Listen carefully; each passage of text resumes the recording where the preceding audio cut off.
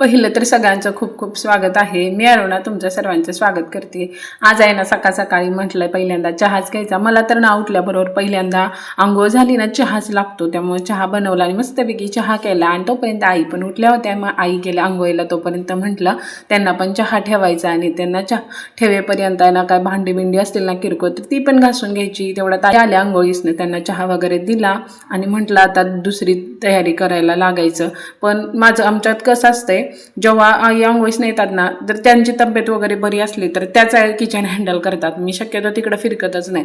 मी आपली वरची सगळी कामं आटोपून घेते, कारण जी बाहेरून चढ उतार करून पायऱ्या वगैरे चढून उतरून जी कामं असतात ती सगळीच मी करते। जसं की बाहेरचं झाडून काढायचं वगैरे असू दे, घरातलं झाडून काढायचं असू दे, त्याच्यानंतर मग जे काही तुरटी आम्ही गंजात फिरवून ठेवलेली असते त्या तुरटीचं पाणी असते ते पहिल्यांदा मला स्वच्छ झालेलं पाणी काढून ठेवायला लागते बाजूला, आणि गाळ बाजूला काढावा लागतो त्याच्यातला। कारण जेवणाला सुद्धा आम्ही तुरटी फिरवलेलंच पाणी वापरतो, डायरेक्ट नळाला आलेलं पाणी मी अजिबात वापरत नाही ना। त्याच्यामुळं तसं आईने रात्री ना काळे वाटाणे भिजू घातले होते, कारण सकाळी आमटीला काहीतरी हवं ना, म्हणून मग त्यांनी ते काळे वाटाणे रात्रीच भिजत घातले होते। मला माहीत पण नव्हतं की हे वाटाणे त्यांनी भिजत घातलेत। तर ते छानपैकी बघा त्यांनी वाटाणे पाण्यातून काढून घेऊन छान असे भाजून घेतले, आणि भाजून घेतल्यानंतर त्यांना आहे ना थोडंसं दुखवणं म्हणजे काय की थोडंसं चेचून घेतले, जेणेकरून ते एकाचे दोन तुकडे असे होऊन ना ते आमटी त्याची छान होते, त्याचा सगळा अर्क उतरतो त्याच्यामध्ये। आईंच्या आहे ना कंबर वगैरे दुखत असल्यामुळे त्यांना जास्त वाकाची वगैरे अशी कामं जमत नाही, त्याच्यामुळे त्या फक्त किचन हँडल करतात, जे राहून आपल्याला व्यवस्थित करायला येतं। तसंच त्याने आमटी वगैरे फोडणी दिली, आणि तोपर्यंत आमचे प्रणव साहेब उठले होते, मग त्यांना पण त्यांनीच बिस्किट भरवलं। त्या प्रणवचं सगळं ना गावाकडे आलं की आईंच्याकडेच असतं, एकदम भारी आणि व्यवस्थित त्याला त्या खाऊ पिऊ घालत असतात। बाकीचं सुद्धा त्याच बघत असतात त्याचं, आणि आम्हाला त्याच्याकडे बघावंच लागेल गावाकडे गेल्यानंतर। मग तोपर्यंत आहे ना चपातीला कणिक मी मळून दिली होती, मग त्यांनी छानपैकी चपात्या बनवायला घेतल्या होत्या।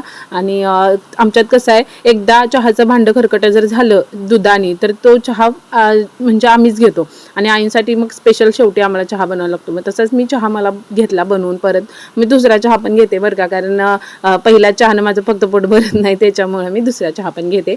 मग मी मला चहा घेतला, आणि त्याच्यानंतर मस्तपैकी आईंना पण चहा ठेवला, आणि आईंचा असतो ब्लॅक टी, त्याच्यामुळं त्यांना चहा बनवून दिला। मग चपाती करत करत त्यांनी चहा घेतला, आणि म्हटलं आता कपडे पण धुवायचे होते, आतली किरकोळ कामं आवरून ना मी कपडे धुवायला घेतलीत। गावाकडे गेल्यानंतर हे अशा प्रकारे कपडे धुवायला आपल्याला खूप मजा येते, आणि आमच्यात कसं आहे पाणी डायरेक्ट नसल्यामुळे ना असं हे पाण्याची जुगाड करावा लागतो। पाईपमध्ये पाणी भरावं लागतं त्याचं तोंड वरती करून, आणि त्याच्यानंतर पाणी ते ओढलं जातं एअर पकडून। मग मस्तपैकी कपडे मी स्वच्छ असे धुवून घेतले तिथं। अशी कपडे धुवायला लागले की वाटते की असं कुठल्या तर ओढ्यावरच गेलोय कपडे धुवायला।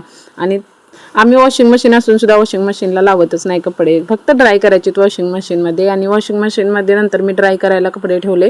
आणि माझी ही सगळी कामं चालू असताना मला बरीच जण मदत करतात। हे आमचे आहो बघा, देवपूजा करायचं काम त्यांनी घेतलं होतं त्यांच्याकडे आज। मग तोपर्यंत माझी सगळी कपडे ड्राय करून पण झाली, आणि म्हटलं आता ही कपडे सगळी वाळत बाहेर घालायचीत। आणि कसं आहे इकडे कोल्हापूरला आहे ना जास्त ऊन म्हणजे पाऊस नसतो, त्याच्यामुळे ना ऊन पाऊस असल्यामुळे मस्त असे कपडे सुकून जातात। आणि आज मला आईंचं एक ब्लाऊज पण कट करायचं होतं, ते सुद्धा मी करून घेतलं, आणि सगळ्यांना भुका लागल्या होत्या, मग सगळ्यांचं जेवण वगैरे आवरलं, आणि म्हटलं आता किचन कट्टा वगैरे साफ करून ना ही सगळी कामं आवरायची। तसेच माझे नवनवीन व्हिडिओ पाहण्यासाठी चॅनल लाईक सबस्क्राईब करा। धन्यवाद।